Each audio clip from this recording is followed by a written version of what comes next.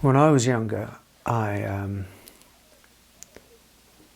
part of my dissociation, I would say, now looking back, I treated my body as though it was a taxi. That means that I just neglected it and used it as a way of going from experience to experience with absolutely no regard for it whatsoever. And I was, I guess, completely cut off from it. Had no idea, didn't care, not at all. Just wild that I was. And eventually it, of course, part of that neglect was abuse of the body as well. And eventually it just packed up on me. It used to pack up occasionally, but I'd fix it just enough to get back to, the things that I thought that were more important. And so I talk about this, on spiritual path, because I think it's important to know you are not the body by fully inhabiting it.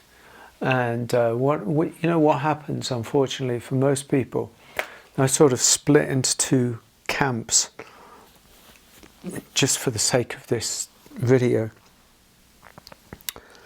The dissociative and the neurotic, the dissociative and the over-identified. Both of these have their roots in fear, but they manifest in kind of different ways. And the dissociative can be anything from just completely neglecting their own body and not being present in it at all, to kind of, on the spiritual path, it's convenient to say there is no body, it's just consciousness, and which is true, but doesn't stop there being a body as well. And so neglect of the body, neglect of the health of the body, neglect of the emotions in the body, it's ends up being really quite a dissociated, sort of cut off state. But it doesn't actually really work as you might imagine when I talk about it, because it's sort of, all you're doing is trying to keep the wolf, the volcano, the earthquake, the storm at bay. But you can only do that for so long. So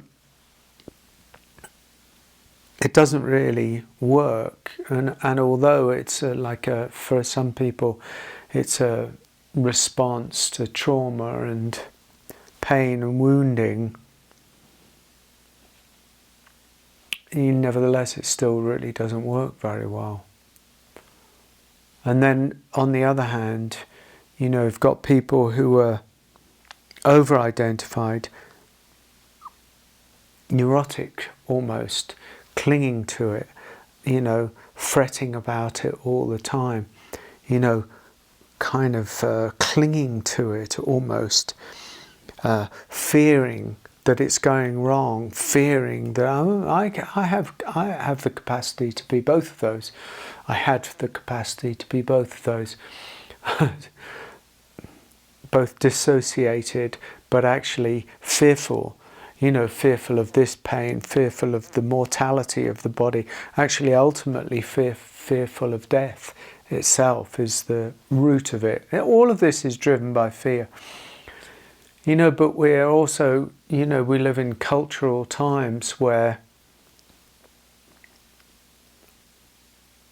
most of the, a lot of the foods are very toxic, and they don't support the being with the body in its nutrition, being in the body with its health, being in the body with its hydration, attending to the whole of the gut system, cleaning up the temple when it needs to be cleaned up. And these are all quite useful I'm not saying they're necessary, but I am saying that at some point, if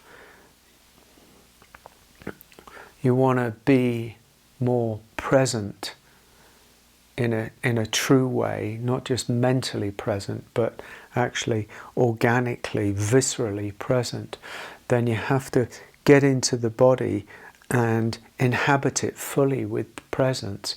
That means being with it. That means being as if inside it. Yeah, it means kind of, somehow loving it. This presence is loving it, without there being necessarily a me in it. It's just being with it. If you feel now, are you in your body? Do you feel in your body, or are you a walking head? Are you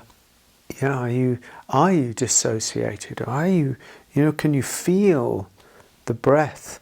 Can you feel the presence in the body? Yeah, it's not difficult in some ways, but it can be tricky for people when they've gotten used to a certain way of being that doesn't include the body. I don't know, is it, why is it? Why is it that we're so afraid of the body? Is it because it reminds us of our mortality? Is it because we're scared of it breaking down? Does it remind us of death? Is it the storehouse of emotion, and we're actually frightened of that emotion? You see what I mean? It's like it's got a lot of aspects. It's got a lot of components to it. I remember I sort of just wasn't in my body. It took me 15 years of illness to get into the body, because I was sort of, I thought of it as a thing. It's not a thing.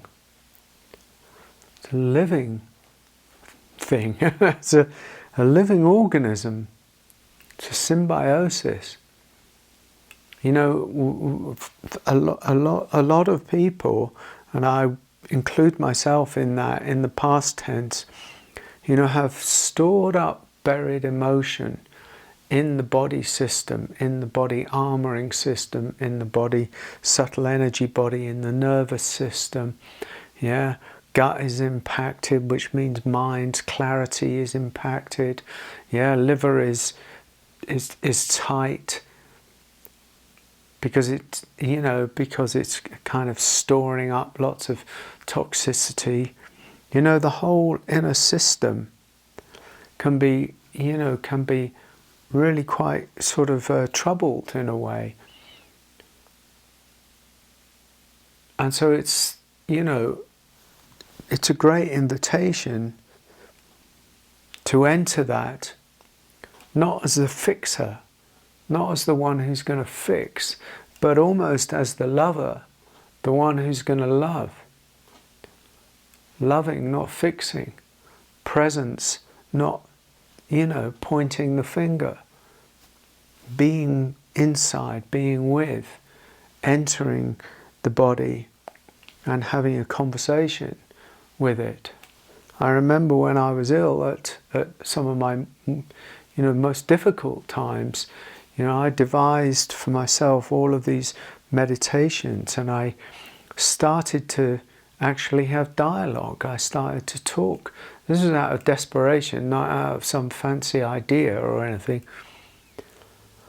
Started to dialogue with some of the aspects of my body, like the cells themselves, which are alive in so many ways. It's like, wow, I've neglected you for years. What can I do to help you? And I talked to my liver, my gut,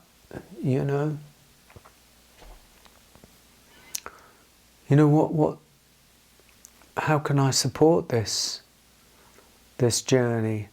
And that kind of began to bring me to a deeper presence with my own system.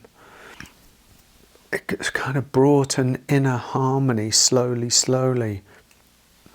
And it's like that. It's so useful. It's so useful